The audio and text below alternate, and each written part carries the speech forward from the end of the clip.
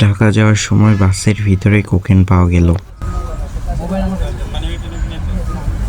আসসালামু আলাইকুম। তো আশা করি সবাই ভালো আছেন। তো আমার ভয়েসটা কেমন জানি লাগছে আপনাদের কাছে, তো ঘুম থেকে উঠে ভয়েসটা দিচ্ছি, তার জন্য ভয়েসটা এরকম লাগছে।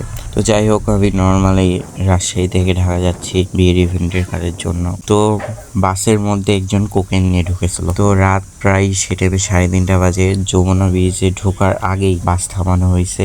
বিশাল বড় জ্যাম ছিল। তো জ্যাম আমি নর্মালি ভাবছি এমনি জ্যাম লাগে, তো এমনি জ্যাম, কিন্তু পরে দেখছি যে কোকেন নিয়ে ঢুকছে, তার জন্য চেকিং চলছে। তো পরে পুলিশ এসে চেকিং করলো, তো ধরেছেও।